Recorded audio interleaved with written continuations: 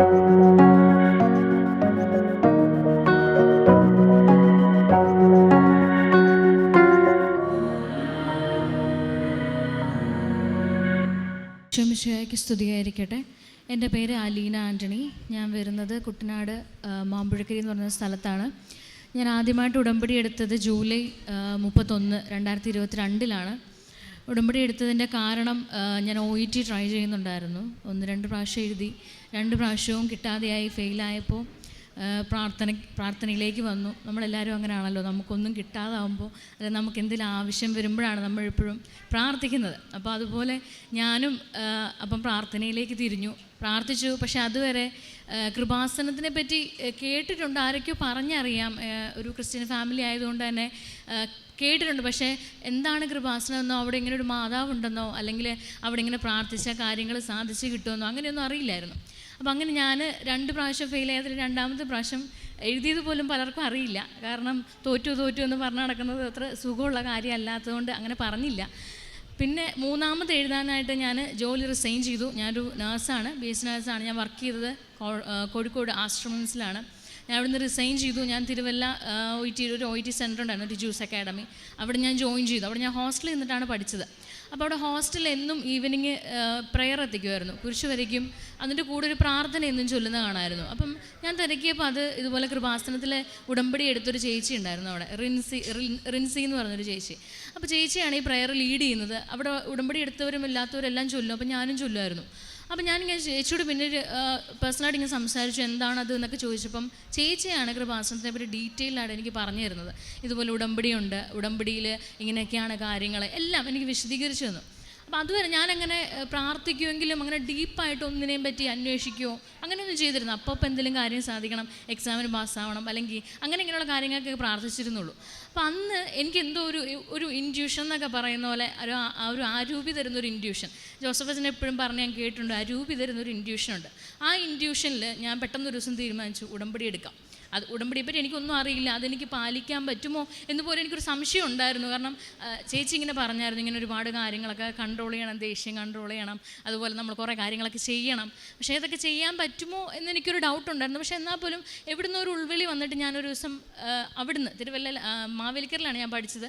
അവിടുന്ന് രാവിലെ ഞാൻ വെളുപ്പിന് ബസ്സിന് ഇവിടെ വന്നു, ഞാൻ ഉടമ്പടി എടുത്തു. എല്ലാം ഒരു ഓൾ ഓഫ് എ സഡൻ പെട്ടെന്നല്ല സംഭവിച്ചു. ഞാനിവിടെ രാവിലെ 6 മണി 6:30 അപ്പോൾ ഞാനിവിടെ ഞാൻ വൈകുന്നേരം ഇവിടുന്ന് പോകുന്നത് 6 മണിക്കാണ് ഉടമ്പടി എടുത്തത്. അന്ന് ഭയങ്കര തിരക്കായിരുന്നു, റഷായിരുന്നു. പക്ഷേ സാധാരണ എനിക്ക് വിയർത്താൽ പോലും ദേഷ്യം വരുന്ന ഒരാളാണ്. അന്ന് എനിക്ക് ദേഷ്യം വന്നില്ല, എനിക്ക് വിശന്നില്ല, ഞാൻ ഫുഡ് കഴിച്ചിട്ടില്ല, രാവിലത്തെ ബ്രേക്ക്ഫാസ്റ്റ് കഴിച്ചിട്ടില്ല, ഉച്ചയ്ക്ക് കഴിച്ചിട്ടില്ല, 4 മണിക്കൊരു ചായ പോലും കുടിച്ചിട്ടില്ല. പക്ഷേ എനിക്കൊരു ക്ഷീണം തോന്നിയില്ല, എനിക്കൊന്നും തല ഇറങ്ങിയില്ല. അന്ന് മുതൽ അത്ഭുതങ്ങളാണ്, ഒരുപാട് അത്ഭുതങ്ങളുണ്ടായി.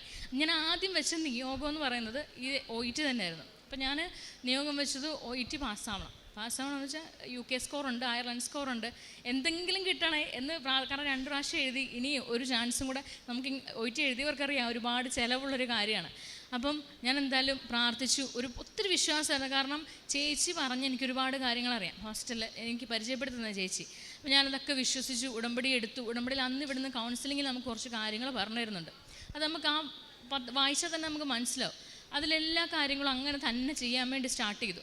അന്ന് മുതൽ ഇപ്പം നമ്മൾ ഇന്നലെ വരെ വേറൊരാളായിരുന്നെങ്കിൽ ഇന്ന് മുതൽ വേറൊരാളാണ്. നമ്മൾ പുതിയ കുറേ കാര്യങ്ങൾ ചെയ്യാൻ തുടങ്ങി, കുറേ കാര്യങ്ങൾ നമ്മൾ എസ്റ്റാബ്ലിഷ് ചെയ്യാൻ തുടങ്ങി. അപ്പോൾ ഒരുപാട് ചേഞ്ചസ് വരാൻ തുടങ്ങി. അങ്ങനെ ഞാൻ ഡേറ്റ് എടുക്കണം. ഞാൻ ഈ ഉടമ്പടി ധ്യാനങ്ങളൊക്കെ കാണാൻ തുടങ്ങി, സാക്ഷ്യങ്ങൾ കേൾക്കാൻ തുടങ്ങി. അപ്പോൾ ഓരോരുത്തരുടെ സാക്ഷ്യം കേൾക്കുമ്പോൾ ഓരോ അനുഭവങ്ങളാണ്. അപ്പോൾ അവർ പറയുന്നതൊക്കെ ഒത്തിരി പുതിയ കാര്യങ്ങൾ കിട്ടാൻ തുടങ്ങിയപ്പോൾ ഞാൻ പ്രാർത്ഥിക്കാൻ തുടങ്ങി. ഞാൻ ഡേറ്റ് എഴുതി വെച്ച്, ഞാൻ ഡയറിയിൽ ഡേറ്റ് എഴുതി വെച്ച് പ്രാർത്ഥിക്കാൻ തുടങ്ങി.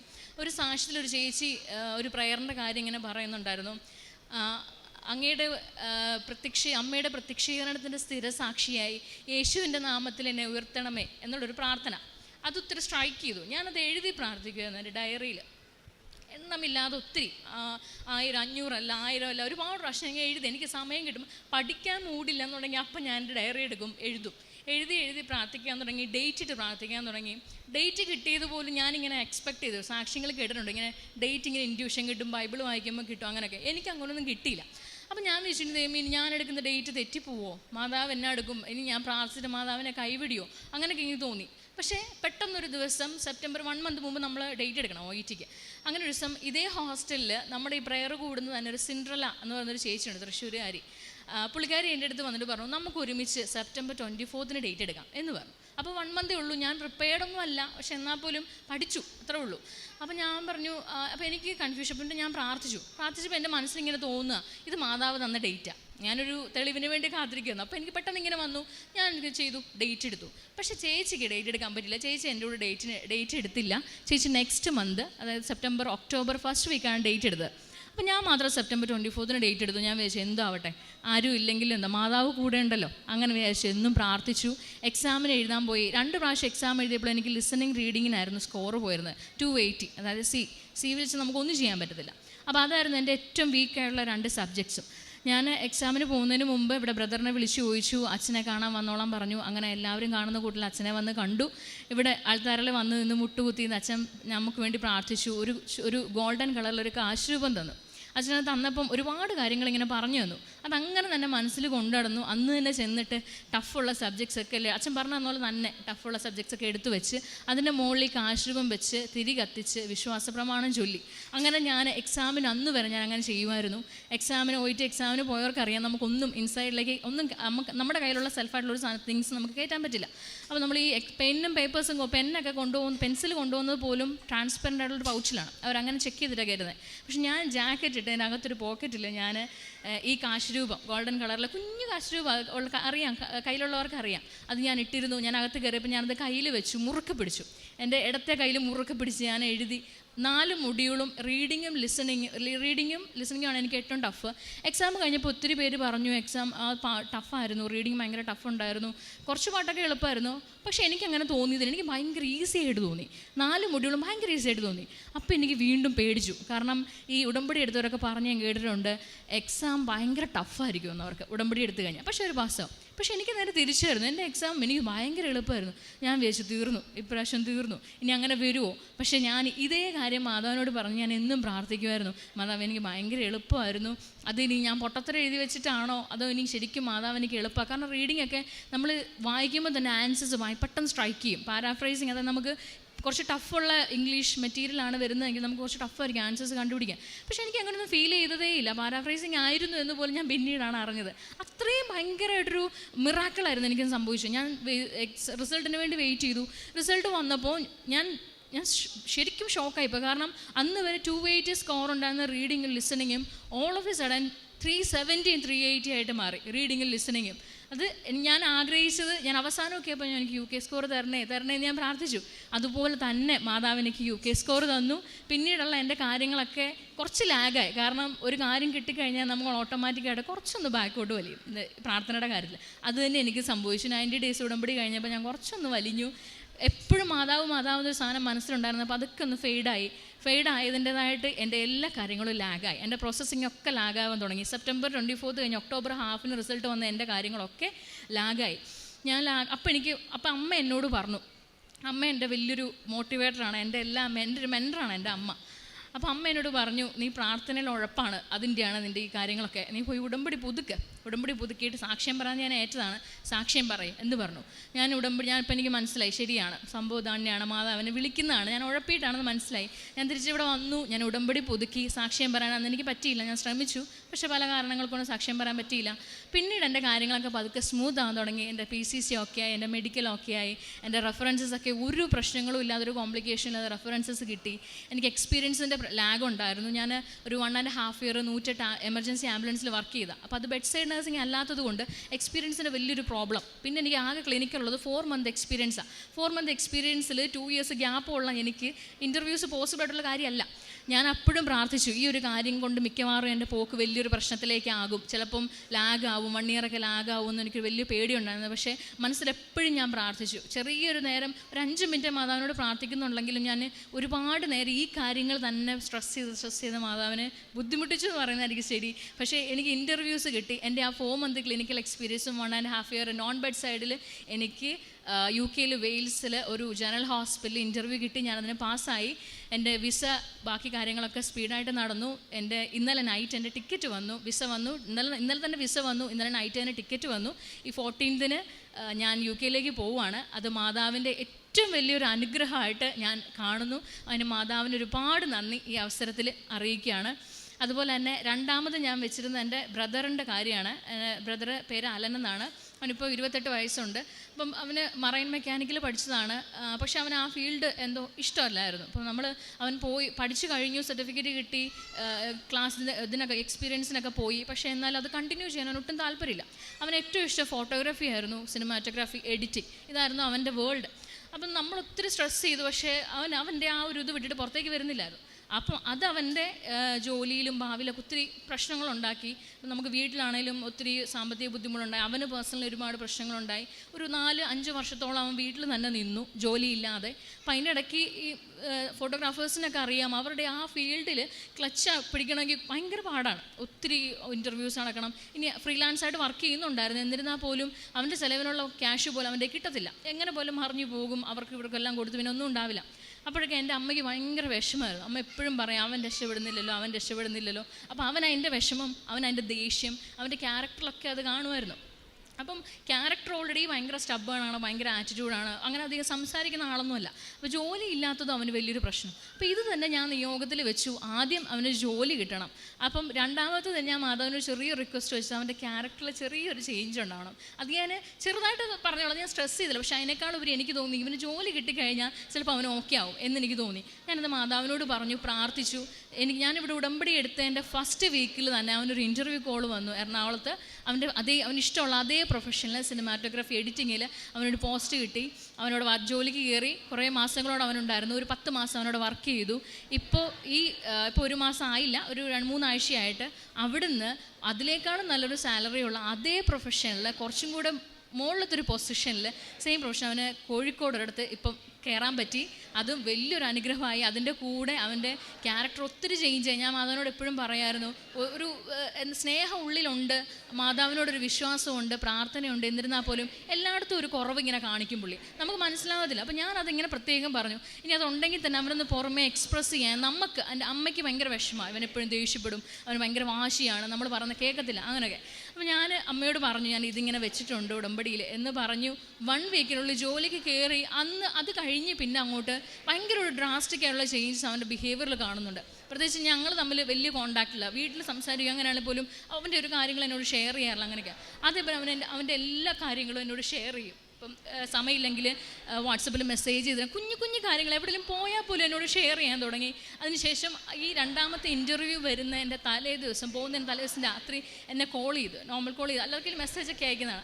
നോർമൽ കോൾ ചെയ്തിട്ട് എന്നോട് പറഞ്ഞു, ഞാനിതുപോലെ ഇൻ്റർവ്യൂവിന് പോവുകയാണ്, നീ പ്രാർത്ഥിക്കണം എന്ന് പറഞ്ഞു. അപ്പോൾ ഞാനിവനോട് എപ്പോഴും പറയും, ഞാൻ കൃപാസനത്തിൽ പോയതാണ് നിൻ്റെ കാര്യം വെച്ചാൽ, അതുകൊണ്ടാണ് നിനക്ക് ജോലി കിട്ടിയെന്നൊക്കെ ഇവനോട് പറയും. ശിവൻ എന്നാൽ പോലും അങ്ങനെ തള്ളിക്കളയത്തിൽ എന്നാൽ പോലും അങ്ങനെയൊന്നുമില്ല, അങ്ങനെയൊന്നും അല്ലാതൊക്കെ കിട്ടുന്ന അങ്ങനെയൊക്കെ പറയും. അപ്പോൾ പ്രാർത്ഥിക്കുമെങ്കിൽ പോലും അവൻ പറയുന്നത് ഇങ്ങനത്തെ കാര്യങ്ങളുടെ ഒന്നും ആവശ്യമില്ല എന്നാണ്. അങ്ങനെ പറഞ്ഞ് അവൻ എന്നെ വിളിച്ചിട്ടൊരു പ്രയർ റിക്വസ്റ്റ് ചെയ്തു. അത് വലിയൊരു മിറാക്കിളായിട്ടാണ് ഞാൻ അവൻ്റെ ലൈഫിൽ, ഞങ്ങളുടെ ലൈഫിൽ കാണുന്നത്. അതിന് ഞാൻ മാതാവിനോട് ആ കാര്യം പ്രത്യേകം പറഞ്ഞ് മധ്യസ്ഥീകരണ പ്രാർത്ഥനയിൽ ഞാൻ മാതാവിനോട് പറഞ്ഞു. അതിൻ്റെ ഫലമായിട്ട് പോയ പോസ്റ്റിനേക്കാളും കുറച്ചും കൂടി വലിയൊരു പോസ്റ്റ്, ഹെഡായിട്ടുള്ളൊരു പോസ്റ്റ് കിട്ടി. മാതാവ് അനുഗ്രഹിച്ചു. അത് വലിയൊരു അനുഗ്രഹമായിട്ട് ഞാൻ കാണുന്നു. മൂന്നാമത് ഞാൻ വെച്ച നിയോഗം എന്ന് പറയുന്നത് എൻ്റെ അമ്മയുടെ ചിറ്റപ്പൻ, അതായത് വല്യമ്മച്ചിയുടെ അനിയത്തിയുടെ ഹസ്ബൻഡ്.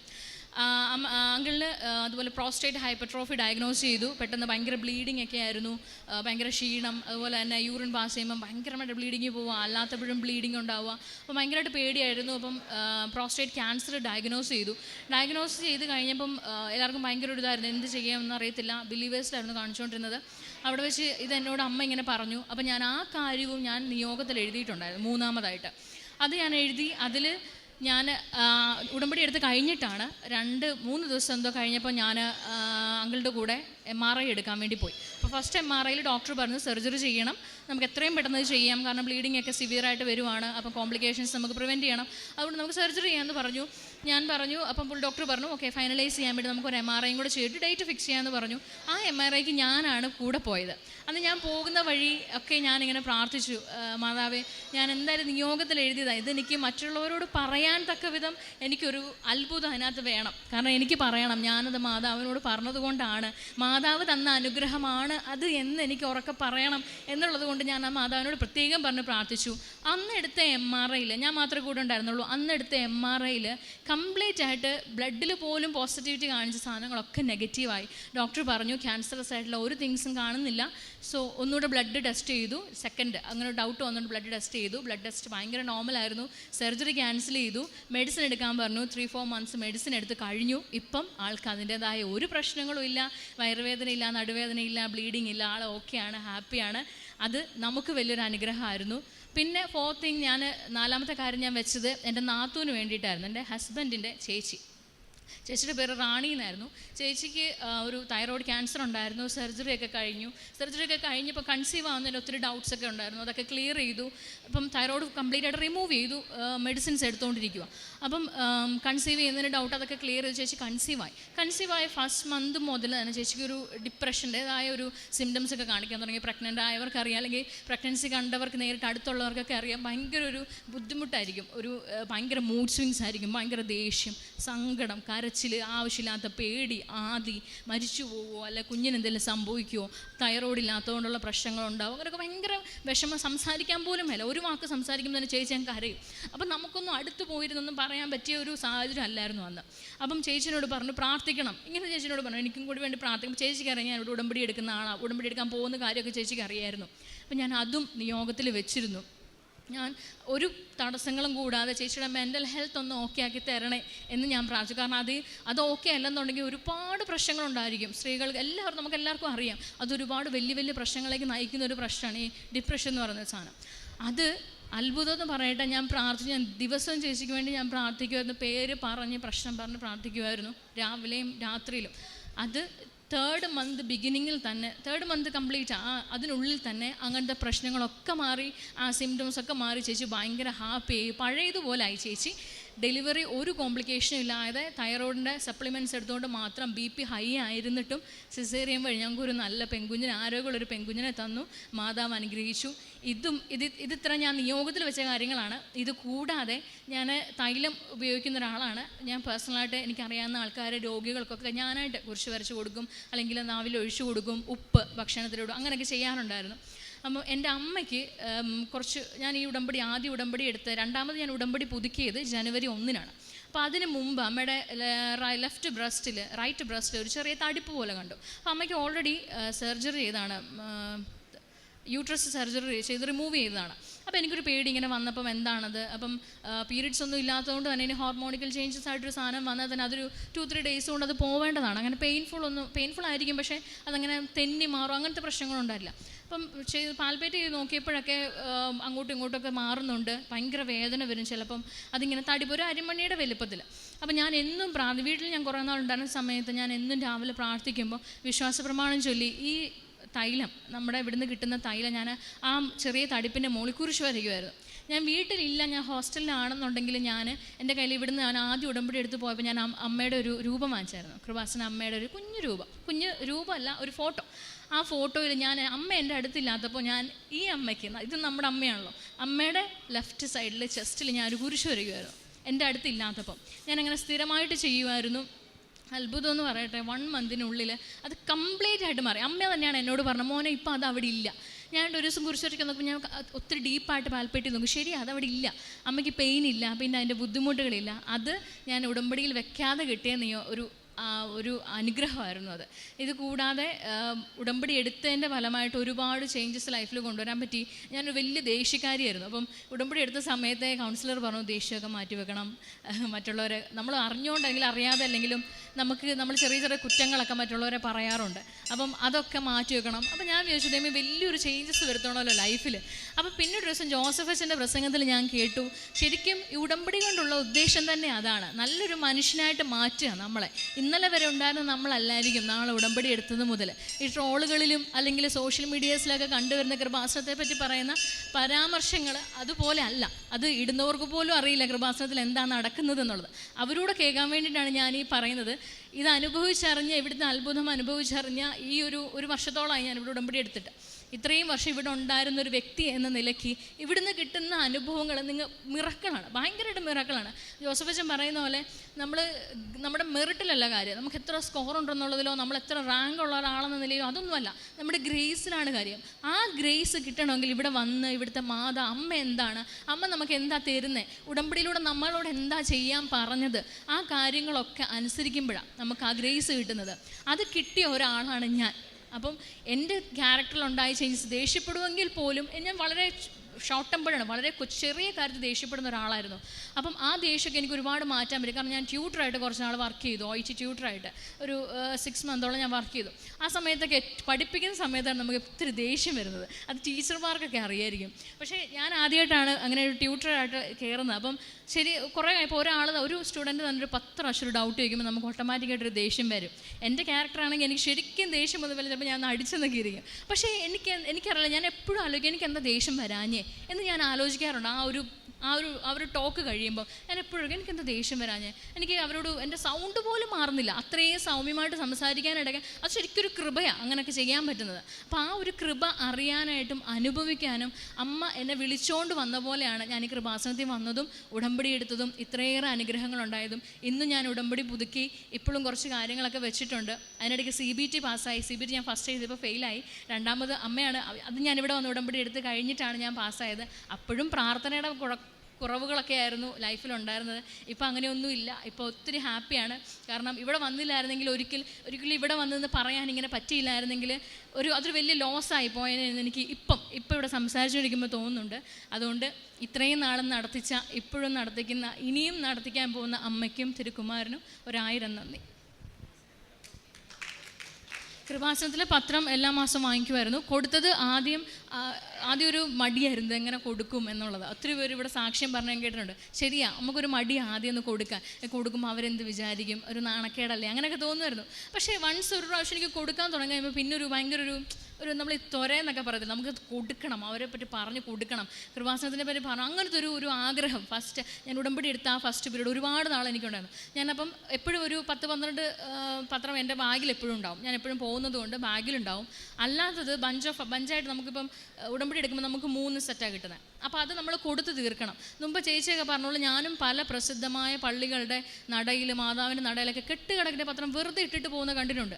അതിൽ ഒരു പ്രാവശ്യം എനിക്കത് എടുത്ത് മറ്റുള്ളവർക്ക് കൊടുക്കാൻ പറ്റിയ ഒരു അനുഗ്രഹം ഉണ്ടായി. അത് വലിയൊരു കാര്യമായിട്ട് ഞാൻ കാണുന്നു. അപ്പം ഈ കിട്ടുന്നതൊക്കെ ഞാൻ വീടുകളിൽ, ഞാൻ മാരീഡാണ്. അപ്പോൾ ഹസ്ബൻഡ് അനിയനുണ്ട് നാട്ടിൽ. അപ്പം ഞങ്ങൾ രണ്ടുപേരും കൂടി ഞാൻ പത്രത്തിൽ ഇങ്ങനെ എഴുതും. ഞാൻ മുമ്പേ പറഞ്ഞ പ്രാർത്ഥന, അമ്മയുടെ പ്രത്യക്ഷീകരണത്തിൻ്റെ സ്ഥിരസാക്ഷിയായി യേശുവിൻ്റെ നാമത്തിൽ ഈ കുടുംബത്തെ ഉയർത്തണമേ എന്ന് ഞാൻ എല്ലാ പത്രത്തിലും പെന്നുകൊണ്ട് എഴുതുമായിരുന്നു. ഏറ്റവും മുകളിൽ ബ്ലാങ്ക് സ്പേസിൽ എന്ന് എഴുതിയിട്ട് ഞങ്ങൾ എല്ലാ വീടുകളിലും കയറി കൊടുക്കുമ്പോൾ ഞാൻ പറയും കൃപാസനത്തിലെ പത്രമാണ്. ചിലർ വേണ്ട എന്ന് പറയും. അങ്ങനെ പറയുന്നവരോട് പറയും, ഒന്ന് പറഞ്ഞു നോക്കും, പിന്നെ പറയത്തില്ല, പിന്നെ അവർക്ക് ദേഷ്യം വരും, പിന്നെ പ്രശ്നമാവും. അതുകൊണ്ട് ഞാൻ നിർബന്ധിക്കത്തില്ല, പക്ഷെ ഞാൻ പറഞ്ഞു കൊടുക്കും ഇന്നതാണ് എന്ന്. അത് കഴിഞ്ഞ് ഞാൻ ട്യൂട്ടറായിട്ട് വർക്ക് ചെയ്ത സമയത്ത് പത്രങ്ങൾ കൊടുക്കാൻ പറ്റി. എപ്പോഴും എൻ്റെ ബസ്സിലൊക്കെ എൻ്റെ അടുത്തിരിക്കുന്നവരൊക്കെ ഉണ്ടെന്നുണ്ടെങ്കിൽ അവർക്കും കൊടുക്കാൻ പറ്റി. ഒരുപാട് ആൾക്കാരോട് പറയാൻ പറ്റി. ഈ പ്രേക്ഷിത പ്രവർത്തനം എന്ന് പറയുന്നത് ഒരിക്കലും പോസിബിൾ ആയിട്ടുള്ള കാര്യമല്ല എന്നാണ് ഞാൻ ചിന്തിച്ചിരുന്നത്. കാരണം പ്രേക്ഷിത പ്രവർത്തനം എൻ്റെ വിചാരം ഇങ്ങനെ വലിയ കാര്യങ്ങളൊക്കെ പ്രഘോഷിച്ച് പറയണം അങ്ങനെയൊക്കെ ആയിരുന്നു. പക്ഷെ അതൊന്നും അല്ല കാര്യം. നമ്മുടെ അടുത്ത് വന്നിരിക്കുന്ന ആവശ്യമായിട്ടുള്ള ഒരാളാണ് എന്ന് തോന്നുന്നുണ്ടെങ്കിൽ അവരോട് മാതാവിനെ പറ്റി പറഞ്ഞു കൊടുക്കുക, അല്ലെങ്കിൽ നമുക്ക് കിട്ടിയ അനുഭവം അവർക്കൂടെ കിട്ടട്ടെ എന്ന് വിചാരിച്ച് ഈ സ്ഥാപനം എന്നല്ല, ഈ ഇവിടെ അമ്മയെപ്പറ്റി പറഞ്ഞു കൊടുക്കുക എന്ന് പറയുന്നത് ഒരു പ്രേക്ഷിത പ്രവർത്തനം തന്നെയാണ്. അവരെയും കൂടി മാതാവിലേക്ക് അടുപ്പിക്കുക എന്ന് പറയുന്നത് നമുക്ക് നമ്മുടെ ലൈഫിൽ ചെയ്യാൻ പറ്റും ഏറ്റവും വലിയ കാര്യമാണ്. അപ്പോൾ അങ്ങനെ ഒരുപാട് കുഞ്ഞുങ്ങൾ, ഒരുപാട് സ്റ്റുഡൻസിനോട്, എൻ്റെ ഒരുപാട് കോവർക്കേഴ്സിനോട്, എൻ്റെ കൂടെ ബസ്സിൽ അടുത്തിരുന്നവരോട് വരെ എനിക്ക് പറഞ്ഞു കൊടുക്കാൻ പറ്റി. അങ്ങനെയൊക്കെയാണ് ഞാൻ പത്രം, പ്രേക്ഷിത പ്രവർത്തനം, കാര്യങ്ങളൊക്കെ ചെയ്തത്. അതുപോലെ തന്നെ കുമ്പസാരം ഒന്നും നമ്മുടെ നിഘണ്ടുവിലേ ഇല്ലാത്ത കാര്യമാണ്. എപ്പോഴേലും കുമ്പസാരിച്ചാൽ മതി, അല്ലെങ്കിൽ ഇടവധിയാനത്തിന് കുമ്പസാരിക്കും, ക്രിസ്മസ് ആവട്ടെ, അങ്ങനെയൊക്കെ ചിന്തിച്ചാണ്. അങ്ങനെ ചിന്തിച്ചിട്ട് ഞാൻ പെട്ടെന്നൊരു ദിവസമാണ് കുമ്പസാരിക്കാൻ തുടങ്ങി. ഞായറാഴ്ച പള്ളിയിൽ പോകാൻ തുടങ്ങി. പള്ളി ഇരിക്കുമ്പോഴും ഇങ്ങനെ വെറുതെ അച്ഛൻ എന്താ കാണിക്കുന്നത് എന്നൊക്കെ നോക്കി നിൽക്കുന്നതായിരുന്നു ഒരു രസം. പിന്നെ ഗായക സംഘം പാടുന്നത് എനിക്ക് കൊയറിലുണ്ടായിരുന്നുകൊണ്ട് അവർ പാടുന്നത് എനിക്ക് വലിയ ഇഷ്ടം. അപ്പോൾ ഇവരുടെ പാട്ടൊക്കെ ഞാൻ ശ്രദ്ധിക്കുന്നത്, അല്ലാതെ കുർബാന എന്താണ്, അവിടെ നടക്കുന്നതിൻ്റെ ഉള്ളിലുള്ള കാര്യങ്ങളെപ്പറ്റിയൊന്നും ഞാൻ ചിന്തിച്ചിരുന്നില്ല. പക്ഷേ ഈ ഉടമ്പടി ഇവിടുത്തെ കൗൺസിലേഴ്സ് നമുക്ക് തരുന്നത് ജോസഫ് അച്ഛൻ്റെ പ്രസംഗം, ഇതിനകത്തുനിന്ന് രണ്ടിനകത്തുനിന്നുമാണ് കുർബാനയിൽ എന്താ നടക്കുന്നത്, അത് നമ്മൾ ശ്രദ്ധിച്ച് അത് കൂടുന്നത് കൊണ്ട് എന്ത് ഉപകാരമാണുള്ളത്, എന്താണത് എന്ന് ഞാൻ മനസ്സിലാക്കിയതിന് ശേഷം ഞാൻ കുർബാന ശ്രദ്ധിക്കും. അച്ഛൻ എന്തൊക്കെയാണ് പറയുന്നത്, ഉറക്കെ പ്രാർത്ഥന ചൊല്ലാനായിട്ടൊരു ഇഷ്ടം തോന്നി. വിശ്വാസപ്രമം അല്ലെങ്കിൽ നമ്മുടെ കുർബാനയിലെ പ്രയറൊക്കെ ഉറക്കെ ചൊല്ലാൻ അതൊരു വലിയ അനുഗ്രഹം. ചിലപ്പോൾ ഈ ചില അമ്മച്ചിമാരൊക്കെ ഉറക്കെ പ്രാർത്ഥനയില്ലോ. അപ്പോൾ എനിക്ക് എന്തോ പോലെയാണ്, നമ്മളിങ്ങനെ സൈലൻ്റായിട്ട് പ്രാർത്ഥിക്കുന്നത്. പക്ഷേ അത് അങ്ങനെ ചൊല്ലുന്നോടൊരു അനുഗ്രഹമുണ്ട്. നമ്മൾ പറയത്തില്ലേ, നമ്മൾ ഉള്ളറിഞ്ഞിട്ടാണ് അത് പ്രാർത്ഥിക്കുന്നതെങ്കിലും മാതാവ്, ദൈവം നമ്മുടെ വിളി കേൾക്കും. അങ്ങനെ കുർബാനയോടൊരു ഇഷ്ടം തോന്നി തുടങ്ങിയതൊക്കെ ഉടമ്പടി എടുത്തതിന് ശേഷമാണ്.